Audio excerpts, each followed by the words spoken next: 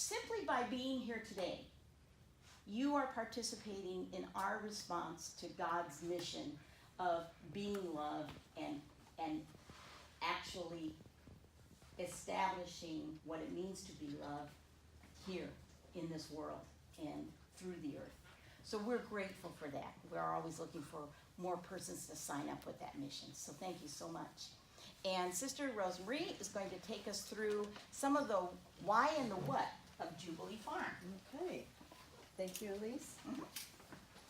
And I extend my welcome to all of you. Some of you I know, and some of you are new to us. And so once you're here, you just become part of the Jubilee Farm family. So welcome.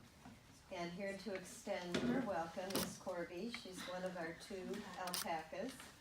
And I just noticed they've been in the shed all morning, and just as everybody arrived here, the alpacas and the llamas came out over to the fence here because they're wondering what's going on. So we have 2 llamas and 2 alpacas. Okay, and in the next few minutes, I'm just going to give you a very brief snapshot of what Jubilee Farm is all about. Because those who planned this day, Sister Elise, Sister Marceline, Sister Beth, and Aaron, wanted to give you more experience of the farm. And we can't go outside, so we brought the experiences inside for you. So I'll just spend a few minutes telling you the why and wherefore of the farm. So you may be wondering, why, for heaven's sakes, do the Dominican Sisters of Springfield have a farm? And our desire to cherish and protect the land and all of its inhabitants really comes from our faith tradition. Jesus' ministry showed a profound connection with earthiness. Jesus grew up in a farming community, and so his parables are filled with stories where he uses the symbolism of seeds and harvest, vineyards and weeds, rain and sunsets, sheep and nesting birds, and wildflowers clothed in beauty. He didn't hesitate to talk about God's compassion and love for all of creation, even a sparrow that has died. So, what Jesus taught us was that all of creation is cherished and loved by God. Not only those things or creatures that are beautiful and full of life, but also the damaged and the hurting, the starving and the dying. All of creation. And so what we learn through the Gospels is that Jesus tells us the common good and creation are connected in a tight embrace. And so how do we protect that connection and make it flourish, help it to flourish? So that's part of our roots, our faith tradition. And then we are Dominican sisters, so we have Dominican roots. Our founder, St. Dominic, lived over 800 years ago, and Dominic preached about the truth that all of creation, all of matter is good and beautiful, and to cherish that creation. Another Dominican of the 13th century, Thomas Aquinas, rewrote theology, understanding of God, in light of the universe and creation, because he saw God's love in all of creation. And then a century later, another Dominican, who would know him as a creation mystic, wrote many things about creation, but also said that every creature, no matter what the creature is a book about God. Imagine that. Everything is a book about God. Now there are many faith traditions, and this is just a short listing of them, that call for an ecological and spiritual consciousness when it comes to being sensitive in our relationship with creation. Every world religion encompasses within its sacred writing or modern-day pronouncements the belief in our responsibility, our connection to creation. Most recently, Pope Francis wrote an official teaching of the Church called Laudato Si on care for our common home, in which he stressed right relationship, how do we use creation or even human-made things? How sensitive are we to when we take something from the earth? Do we restore what we have taken? Interconnection, understanding that what we do to any part of our planet, we do to ourselves, we do to the whole. And responsibility, that in our day, the abundance of creation is threatened by irresponsible action, sometimes unintentional of the human community. In recent times, even beyond faith groups or church groups, we see many advocacy groups growing in their awareness and work, their activism toward protecting the environment. When humanity is at its best and most aware, we know that there is a deep interconnection between who we are and the life source of nature within which we participate. We are because the earth is, and without our earth, we are not. So you can't deny, we know that intuitively, don't we? Yeah. You can't deny it. And nature is restorative. I think of, where do you go for vacation or when you want to get away from it all? Just out into nature somewhere, and it's restorative. All of us depend upon clean air and water, safe and adequate food supplies, and energy that creation gives us. And creation depends upon us for its continued ability to support us, to support all of life. What happens when we are not in right relationship with creation? Well, things get out of balance, don't they? And when the delicate balance is broken, the great unraveling begins and has begun. When we act as if we are separate from creation or superior to creation, when we use whatever we want without regard for its impact on other creatures, we become part of that unraveling. Now we can deny that climate change exists, but that doesn't change the reality. Planet Earth is suffering. Just look at the pictures. One of the many victims of climate change. And another. And when we look at the vast migration of people, climate change is often behind the reason that they must leave home. For billions of years, the universe has had the character of an adventure, discovering and bringing forth new things never seen before.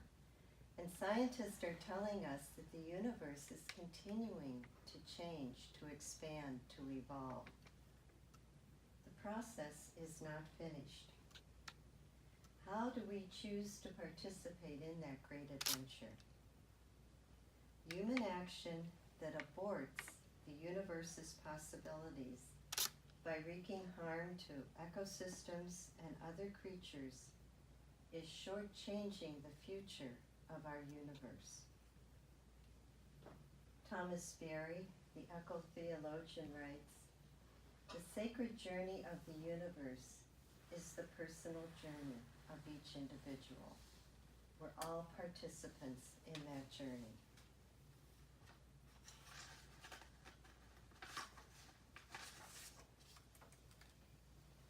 And then poet and activist Bob McCloy writes, "When the earth is sick and polluted, human health is impossible. To heal ourselves, we must heal our planet. And to heal our planet, we must heal ourselves. All interconnected. So, that in a nutshell is why we are here at Jubilee Farm. And we established this farm in 1999. Our vision statement is, Jubilee Farm seeks to preserve the integrity, stability, and beauty of the earth community and to share the gift of the land. All are welcome here. Anyone who wants to come and walk the paths that Elise mentioned, visit the labyrinth, have a quiet time away from home, all are welcome. Our diverse ministries call us all to live simply and sustainably, and that's a constant challenge. We're always learning, what can we do better? So now I'm just going to give you a little rundown on what Jubilee Farm encompasses. We have 164 acres, and that's made up of pastures, woods, ponds, creeks, wetland, and gardens. We offer a place of solitude, quiet. People come to walk the paths, enjoy contemplative time, and explore the awesomeness of nature. We're a place for reflection, and this is an aerial view of our labyrinth, which is totally made with natural elements. We keep it mowed in the spring and summertime and fall. And the labyrinth is an ancient form of prayer for mind, body, and spirit. It's not a maze, it's just a circular path that takes you to the center and out again. And at your places there's a brochure that explains more about the history of the labyrinth and its use. This is a place of healing, healing for the land. And Nate Hoyle is here today to explain the restoration project. And there's Nate. He just freed a car that was stuck in the mud. Thank you, Nate. Not quite got it unstuck yet. Yeah. Oh, okay. I'll wait until But you're after working the on snow it. gets back. Okay. All right. So the restoration project takes up the woods, the wetlands, and the pastures. And Nate will go more into that in detail. And then Sister Suzanne, who's right here, is the gardener, and she establishes many beautiful gardens, herbs, flowers, vegetables around the buildings here. She also has a project called Adopt a Garden, where she looks for volunteers to help keep the gardens weed-free and healthy. So she'll be telling you more about that when you visit with her. Now, the community of Jubilee Farm, I already mentioned our two llamas, Hannah and Doc, and our alpacas, Lyndon and Corby. And they're here both for educational reasons, and we also use their fiber to spin and weave and knit and so forth. And Sister Anita, who is our all things fiber person, is not with us today because she had emergency gallbladder surgery on Thursday. So she is recovering nicely, but unfortunately will not be with us to go into detail about her mission here. We have a lot of hens, and again, for educational reasons and to produce eggs, which we share with the sisters at our mother house. And all kinds of wildlife, which of course, most of which we do not have pictures of. Many different species of birds. So twice a year we have bird banding. We have the deer, the coyotes, all different kinds of wildlife that are part of the community. This little fellow is especially a piece of pride for us. Nate discovered this, right? Yes, I Nate, did. this is an alligator turtle. Alligator snapping turtle.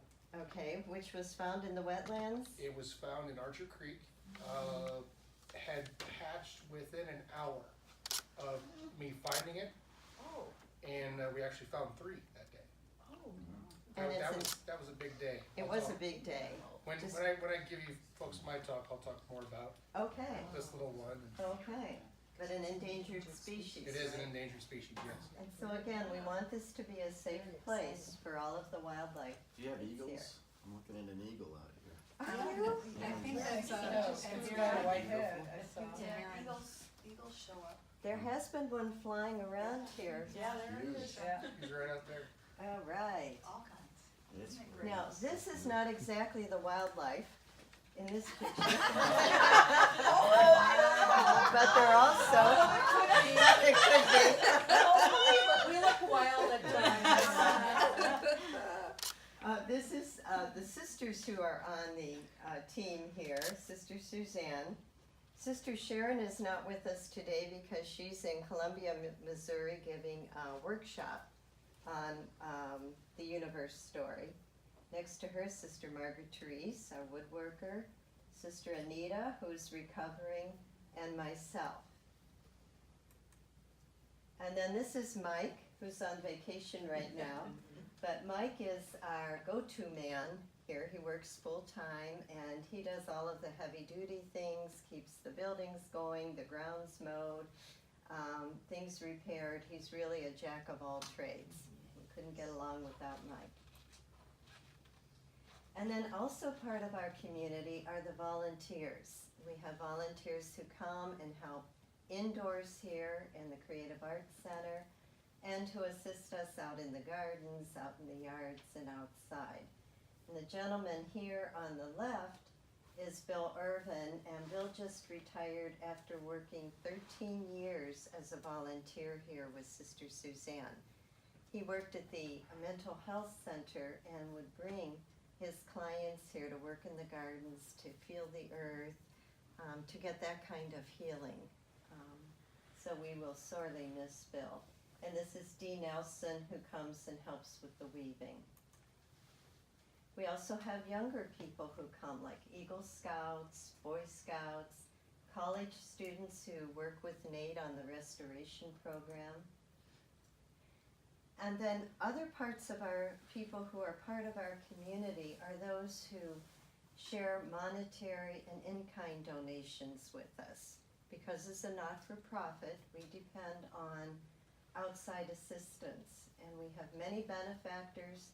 The fact that this building exists, it's in its third year, is thanks to our benefactors who helped us to build this and are totally responsible for the expenses incurred in building it. Oops, I hit the wrong one. That's some of our programs here. Fiber art, that's Sister Anita at one of the looms. Sister Margaret Therese, and you'll be visiting her area of expertise.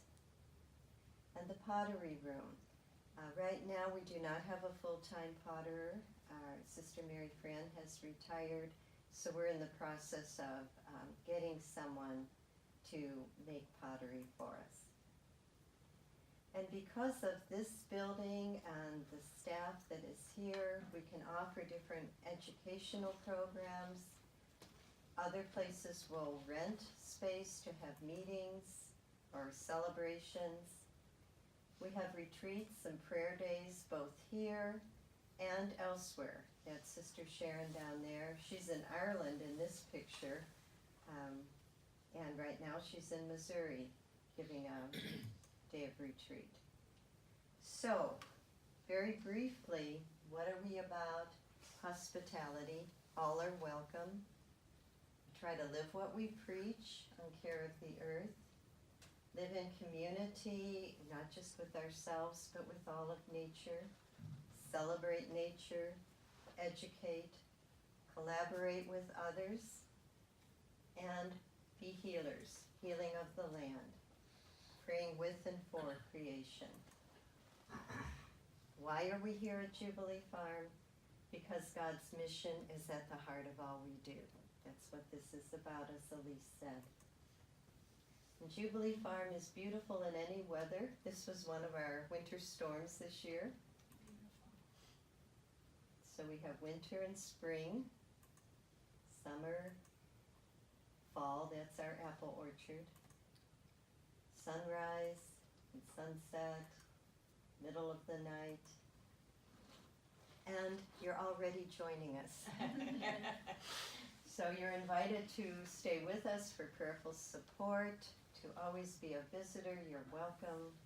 Volunteer if you'd like, benefactor, you're already participating.